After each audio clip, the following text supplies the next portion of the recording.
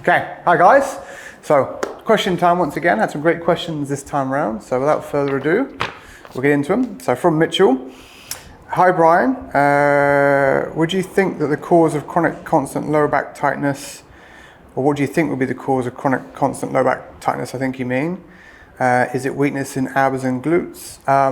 Short answer, yeah, pretty commonly. That's generally the idea. So I like the idea again. I first sort of simplified it, or the simplified action from the wise and powerful Andrew Locke. The idea that your back's probably not weak, it's probably actually overworked because other stuff isn't doing its job. And more often than not, the key to kind of success is to strengthen and kind of get those other things to kind of do their job and keep doing those jobs consistently, so your back's got less work to do. But again, yeah, weakness in the abs and glutes, yeah, super common and probably 99% of people I've ever come across for sure. But again, you need to test to make sure you know why that is, if that is there, because there could be sort of nerve impingement issues. There could be all sorts of stuff you might need to address before you start trying to get into those muscles. But again, also, even if that is going on, we run into the idea of using the right tool for the right person at the right time. So what I mean by that is that exercises are just tools.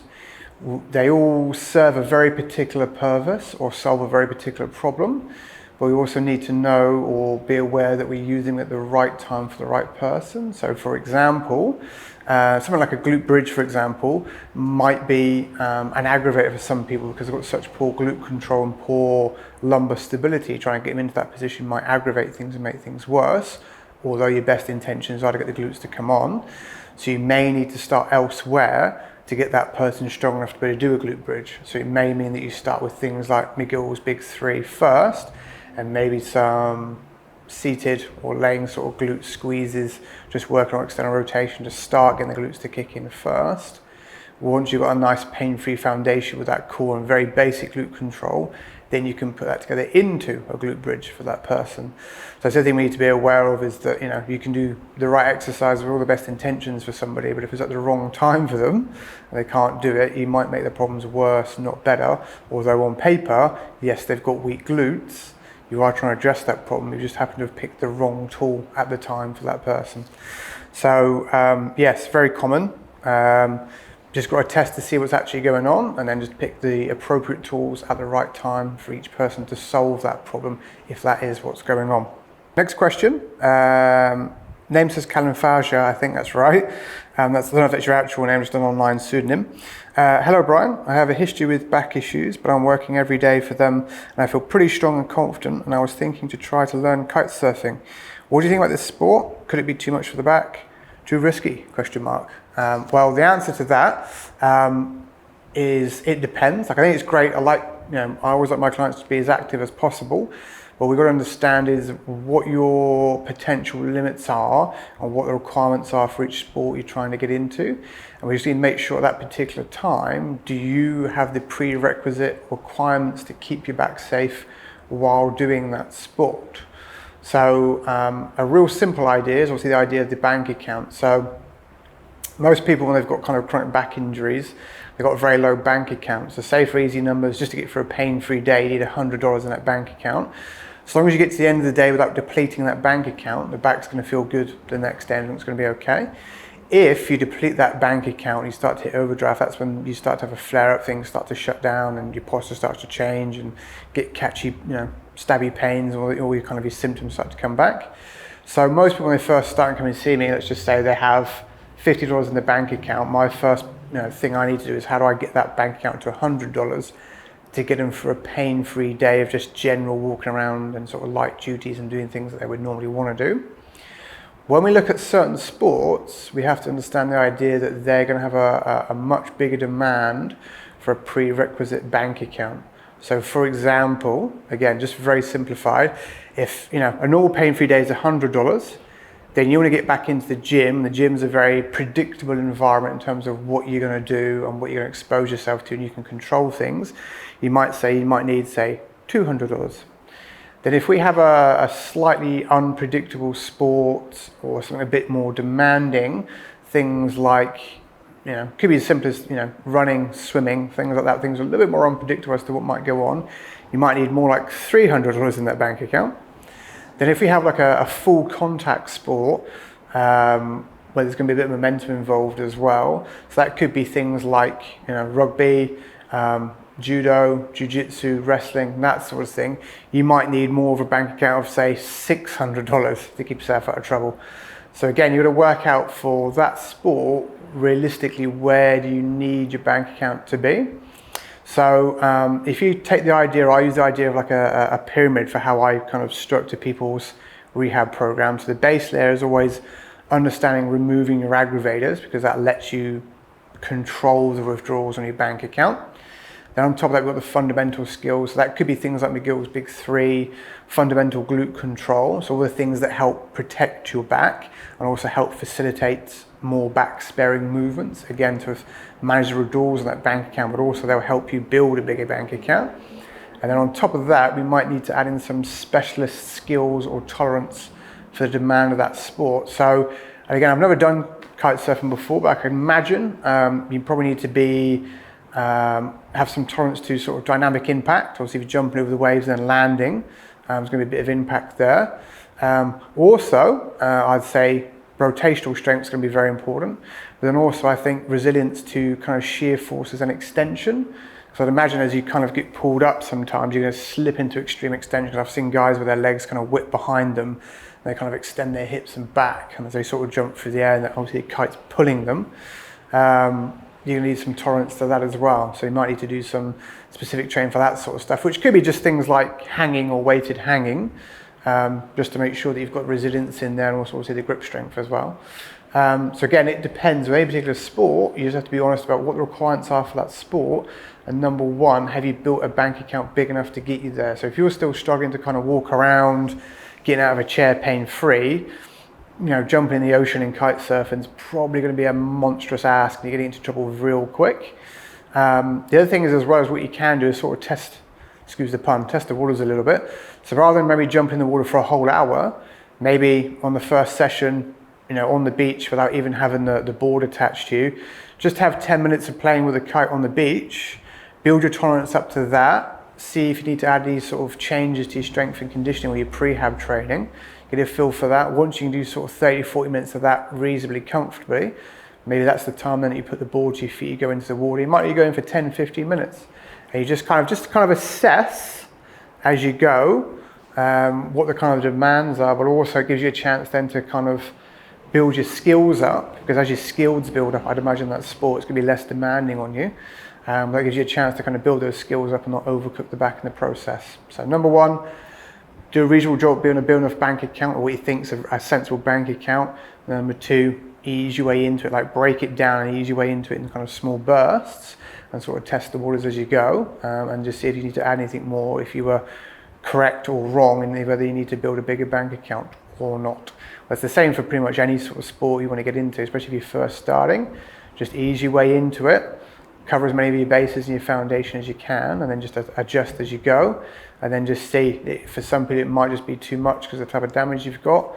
Just be honest with yourself if that's the case, but usually you find in most cases, as long as you're methodical what you do and you warm up properly before you do it, you should be fine. But again, it depends. Okay, question from Andre. My question would be, how do you know if you have muscle tightness or nerve tension?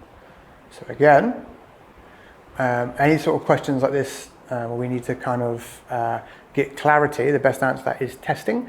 So those familiar with the work of Professor Stuart McGill does actually have a test for this sort of stuff. So I'm assuming you mean, generally people talk about nerve tension, they usually mean sort of sciatic nerve tension. So a good test for that is that straight leg test that kind of checks for nerve impingement that any sort of McGill qualified practitioner or master clinician will use.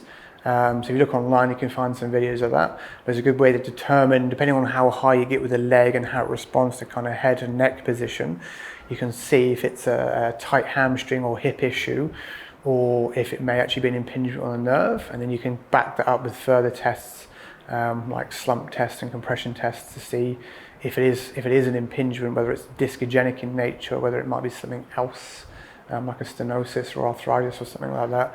So again, any answer to those sort of questions is you have to use the right test. You have to have someone experienced in that test to be able to interpret the results correctly. and then maybe run further tests if needed to really zero in on clarity. But again, in those sort of questions, just have to run the right test and get in front of the right person for them to test it for you. And that kind of clears it, makes it very clear then black and white as to what's going on. Okay, next question, no addresser. Hi Brian, big fan of your work on Dr. Stuart McGill's, thank you very much. But again, don't forget I'm standing on the shoulders of giants, so people like Stuart McGill and of course Andrew Locke, I basically just steal their best ideas, so give the credit to them, not to me. With regard to an original disc injury, I know Dr. McGill talks about degenerative cascade, where you get micro movements and then progress to facet joint pain. Yes, you do. Is it possible to completely heal these, or is it a matter of managing symptoms until the joints stiffen over a many-year period? Okay, so again, the answer to that is it depends. Basically depends on how far it's gone. So for those who don't know or are not aware of the degenerative cascade that McGill talks about, there's a good video on Dynamic Disc Design's YouTube channel. We've actually got a model that demonstrates that. So I'll put a screen grab of what that video looks like. I'll put the name in the description. If you're on YouTube, I'll try and link to the actual video so you can see it. So I don't want to steal other people's content. But basically what he's talking about there is, in that video, the top joint, the disc has been compromised, has lost some disc height, and then the actual facet joints now are not clearing themselves enough and they're starting to basically grind together, and that's turned into an arthritis. So as that's become more arthritic, the joint's gone from being loose and unstable because it's got a loose damaged disc, to now the facet joints are kind of seizing up, so now it's become kind of locked, and now that's affected the joint below and started to cause problems for the joint below. So that's what he means when he talks about people's back pain, if they've got that going on, can sort of change over years, or it might change location or change severity over time because of that kind of cascade that's going on. In terms of healing it completely, I'll go out and about here and I'll say probably not. Especially with things like facet joint arthritis, you never really get rid of it, you just can control how pissed off it is at any given time. As far as I'm aware, it's not going to heal. Pretty sure you can have surgery to help kind of alleviate that, but again, I'm not an expert on surgery. But yeah, in terms of disc healing, you can indeed make the disc more stable, but you can't replenish disc height, as far as I'm aware, unless you have a man-made disc put in there to reclaim that height. But yes, you're all right in the idea that probably for most people, if it's that far gone, you're kind of the best that you can do is make things stable and try and minimize as much of the movement and workload in that area to kind of keep it settled and stop it from being annoyed. Because that's basically what you're trying to do, is you're just basically trying to manage the irritation information, so in turn you kind of keep the pain to a minimum. But also learn, if that first joint has been worn to that degree, I would always say that there's issues with your movement mechanics that have caused that one joint to wear out quicker than all the others. So if you fix those movement impairments, particularly usually when that's sort of going on, it usually means the person's hips are very dysfunctional, and you then get that workload into the hips, it's entirely possible to sort of learn new movement patterns where you can be completely functional, just that you distribute the workload far more evenly into the hips and less onto that one joint in the spine. But again, yeah, you're not going to completely heal that damage that's already in there, especially when it's that far gone. You are right in that you want to make things as stable as possible and then learn to move in far more back-sparing ways, which again, 9 times out of 10 for most people means being able to use your hips correctly with a hip hinge and getting your glutes to do their job a lot more. So basically that kind of, I would think that section of your spine basically goes on retirement. It's done its 80 years worth of work in, 25, 30, 40 years, so it's done too much work. Let it go on retirement and instead start learning to use your hips a lot more, and also potentially your thoracic a lot more for some people as well. But yes, that's what we mean by that kind of degenerative cascade. One joint's done too much work, the properties of that joint then changes. Eventually it becomes kind of arthritic in the facet joints, becomes inflamed, can't move. So then the joint below it then starts to go through that same cycle where it has to develop more movement from it, becomes unstable, and then it kind of cascades. A similar thing you might see sometimes when people have had spinal fusions. I had that before. People have had 1 or 2 spinal fusions. What's happened is the kind of the loose and stable joint's been fused, and because the movement patterns haven't changed, the workload's then just gone to the joint below and affected that joint, and then kind of cascaded that way, and then that joint's been fused, and off we go again. So I have seen a few people who have had multiple spinal fusions before because of that.